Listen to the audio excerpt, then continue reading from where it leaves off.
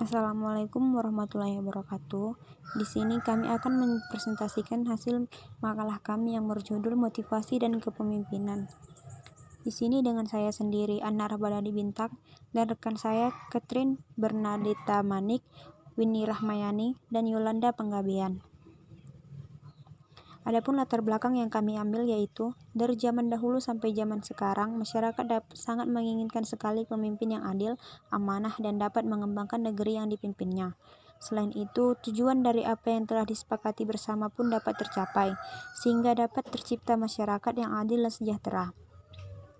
Sebagai seorang pemimpin, selain harus bisa mengembangkan amanah dan berbuat adil, harus bisa memotivasi para anggotanya yang kurang bersemangat melakukan aktivitas dalam kesehariannya, yang terkena musibah ataupun masyarakat yang tidak mempunyai motivasi. Apabila masyarakat yang seperti itu didiamkan saja, maka akan menimbulkan efek negatif terhadap masyarakat lainnya, sehingga tujuan yang telah kita buat dan kita sepakati tidak akan tercapai. Meskipun sulit mencari seorang pemimpin yang seperti itu, akan tetapi apabila kita benar-benar mencari dan menyeleksi pemimpin dengan baik dan benar, maka kita akan dapat pemimpin yang kita inginkan dan kita idam-idamkan.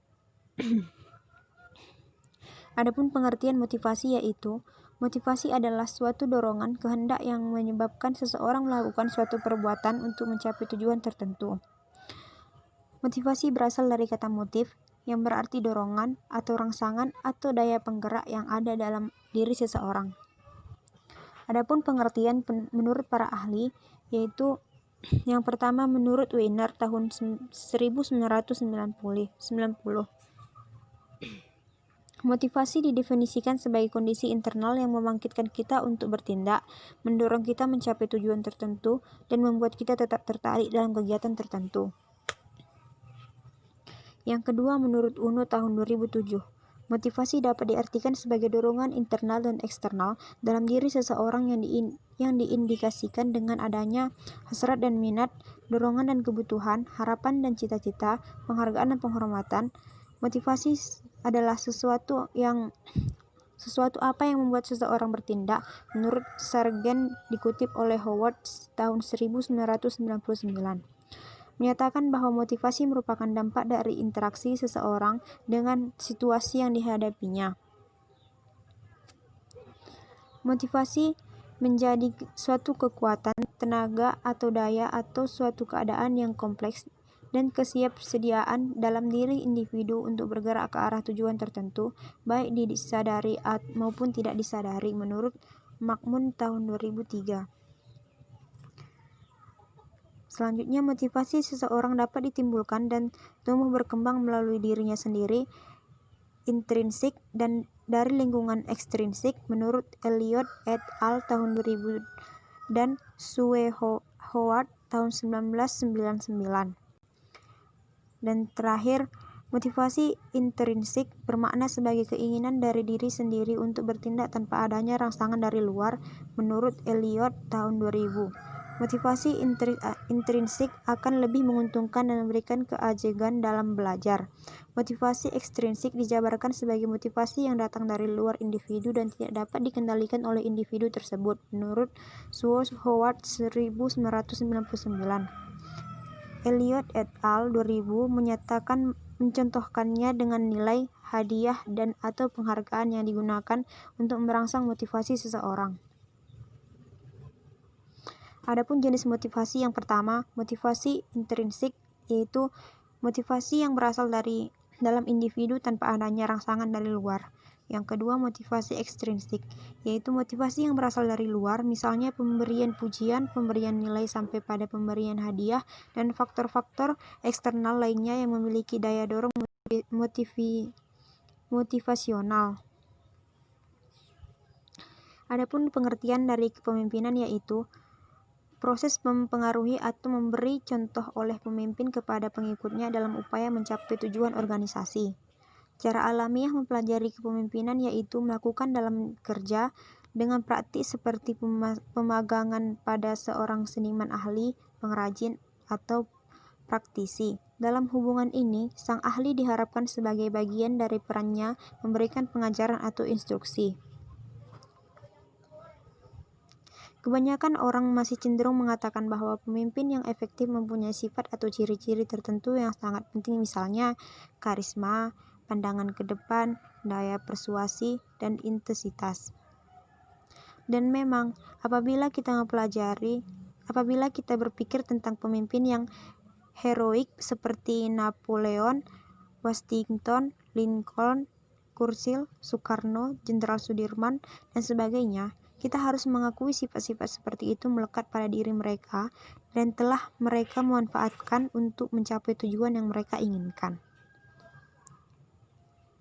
Adapun gaya dan tipe kepemimpinan, yaitu pemimpin itu mempunyai sifat, kebiasaan, temperamen, watak, dan kepribadian sendiri yang unik khas sehingga tingkah laku dan gaya yang membedakan dirinya dari orang lain.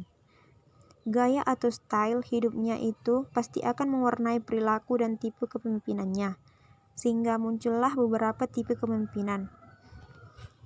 Menurut Rensis Licker, gaya kepemimpinan seseorang dalam organisasi dapat dikelompokkan menjadi 4. Yang pertama, eksploitatif, yaitu pemimpin yang memeras bawahan. Bawahan harus mencapai tujuan yang ditetapkan, kalau tidak bisa dihukum. Yang kedua, otoritatif, yaitu pemimpin yang keras terhadap bawahan. Bawahan tidak boleh memberi komentar terhadap perintah pemimpin. Yang ketiga, konsultatif, yaitu pemimpin yang selalu meminta pendapat dari bawahan. Perintah biasanya dikeluarkan setelah diskusi dengan bawahan. Yang keempat, partisipatif, yaitu pemimpin yang selalu mengambil keputusan sesuai kesepakatan bawahan. Sedangkan menurut George R. Terry, ada 6 tipe kepemimpinan. Yang pertama, kepemimpinan personal, yaitu pemimpin ini selalu mengadakan kontak langsung dengan bawahan. Dia dapat mengetahui setiap masalah yang dihadapi bawahan sehingga dia dapat segera memberikan petunjuk untuk menyelesaikan masalah. Melalui kontak langsung, pemimpin dan bawahan dapat menanamkan pengaruh dari ide-idenya kepada bawahan, sebab bawahan merasa diperhatikan, dibimbing, dan diarahkan menuju kemajuan. Yang kedua, kepemimpinan non-personal, yaitu pemimpin tipe ini dilakukan melalui media non-pribadi seperti perintah tertulis, surat keputusan, dan pengumuman-pengumuman. Yang ketiga, kepemimpinan otoriter, yaitu pemimpin yang merasa bahwa kekuasaan yang sah adalah miliknya sehingga merasa berhak memerintah dan memindahkan orang lain. Yang keempat, kepemimpinan demokratis, yaitu ditandai dengan adanya partisipasi kelompok dalam penentuan tujuan dan pemanduan pemikiran-pemikiran untuk menentukan cara-cara terbaik dalam melaksanakan pekerjaan. Oleh karena itu, setiap pemikiran perorangan dan kelompok dihargai serta bersifat terbuka. Yang kelima, ada kepemimpinan kebapakan, yaitu kepemimpinan ini disebut dengan paternalistik, yang ditandai oleh suatu sikap pemimpin yang dalam memimpin bertindak sebagai bapak, yaitu sebagai pendidik, pengasuh, dan pembimbing, dan serta penasehat dengan memperhatikan kesenangan dan kesejahteraan yang dipimpin. Adapun yang keenam, yaitu kepemimpinan alamiah, yaitu pemimpin seperti ini timbul dengan sendirinya secara spontan, bukan karena pengangkatan yang diterima serta dituruti oleh orang lain. Kepemimpinan ini sangat berpengaruh agar organisasi berhasil. Manajemen harus memanfaatkan para pemimpin alamiah. Adapun sifat-sifat seseorang pemimpin, yaitu upaya untuk menilai sukses atau gagalnya pemimpin di antara lain dilakukan dengan mengamati dan mencatat sifat-sifat dan kualitas atau perilakunya yang dipakai sebagai kriteria untuk menilai kepemimpinannya. Usaha-usaha yang sistematis tersebut membuahkan teori yang disebut sebagai the statistic theory of leadership, atau teori sifat atau kesifatan dari kepemimpinan. Di antara para penganut teori ini dapat disebut Ordway, Tate, and George R. Terry. Dalam bukunya Ordway, Tate mengemukakan 10 sifat, yaitu yang pertama, energi jasmaniah dan mental. Yang kedua, kesadaran akan tujuan dan arah. Yang ketiga, antusiasme atau semangat, kegairahan, kegembiraan yang besar. Yang keempat, keramahan dan kecintaan. Yang kelima, integritas. Yang keenam, penguasaan teknis. Yang ketujuh, ketegasan dalam mengambil keputusan. Yang kedelapan, kecerdasan. Yang kesembilan, keterampilan mengajar. Dan yang terakhir, kepercayaan keberhasilan. Sedangkan menurut George R. Terry dalam bukunya mempunyai 10 sifat pemimpin yang unggul. Yang pertama, kekuatan. Yang kedua, stabilitas emosi. Yang ketiga, pengetahuan tentang relasi insani. Yang keempat, kejujuran. Yang kelima, objektif. Yang keenam, dorongan pribadi. Yang ketujuh, keterampilan berkomunikasi. Yang kedelapan, kemampuan mengajar. Yang kesembilan, keterampilan sosial. Dan yang kesepuluh, kecakapan teknis atau kecakapan manajerial. Adapun kesimpulan yang kami ambil yaitu motivasi sebagai suatu kondisi yang menyebabkan atau menimbulkan perilaku tertentu dan yang memberi arah dan ketahanan pada tingkah laku tersebut.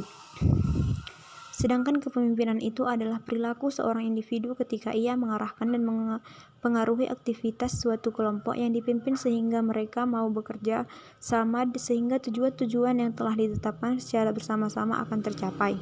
Sehingga akan terjadi suatu hubungan komunikasi yang baik antara pemimpin dan anggotanya. Kepemimpinan mempunyai kaitan yang erat dengan motivasi, sebab keberhasilan seseorang pemimpin dalam menggerakkan orang lain untuk mencapai tujuan yang telah ditetapkan sangat bergantung kepada kewibawaan. Dan juga pemimpin itu dalam menciptakan motivasi di dalam diri setiap bawahan, kolega maupun atasan pemimpin itu sendiri.